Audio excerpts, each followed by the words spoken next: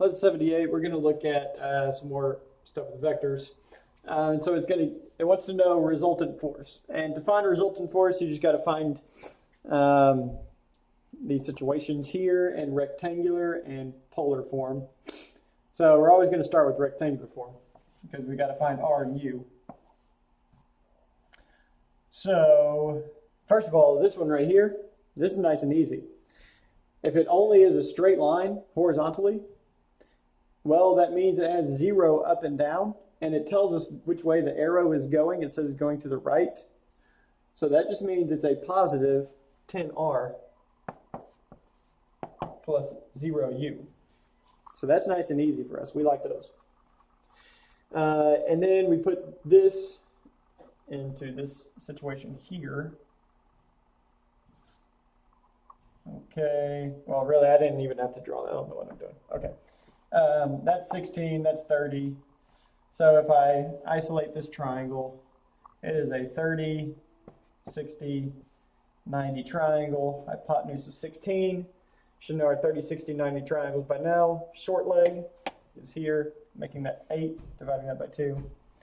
And this is 8, radical 3. I'm going to plug that in the calculator, see what that is decimal. 8 radical 3 is 13.86. And it's both positive R and positive U, so 13.86 R plus 8U. Add those together, 23.86 R plus 8U. That would be the resultant force in rectangular form. So that was easy. Now we just got to find it in polar form.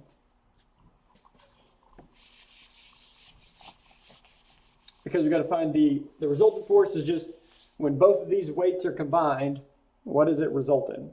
Sometimes they may be going opposite directions, or they may, in this case, they're working together. So they're going to add it to be a greater resultant force. So to find the polar form of this, we're going to draw our triangle 23.86 this way.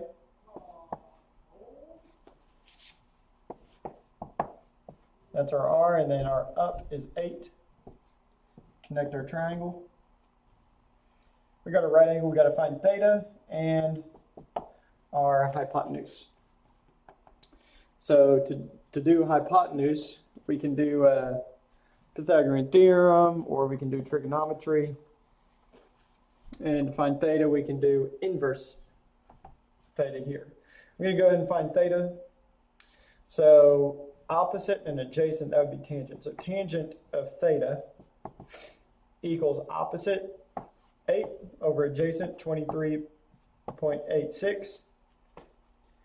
Go ahead and divide this right here. 8 divided by 23.86 is 0.3634 rounded.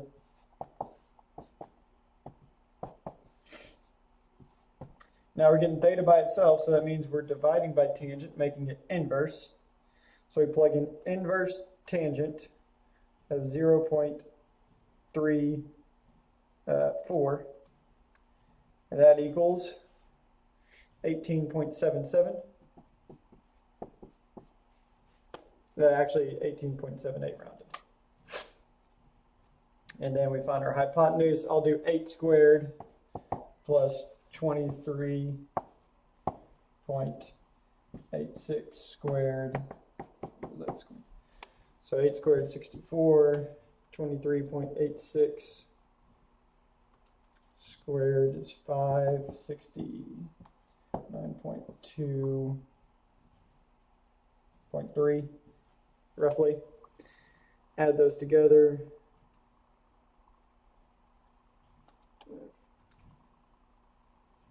569.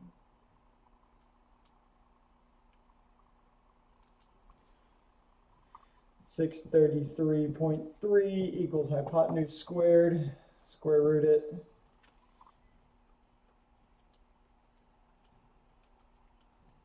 25.17.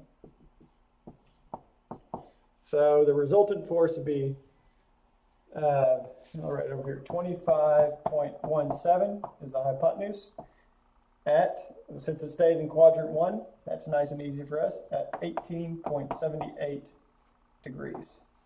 So that's a resultant force in polar form, and you got to know both of those. So that's all you got to do, just really using what we've learned. No new concepts, but that's the end of lesson 78.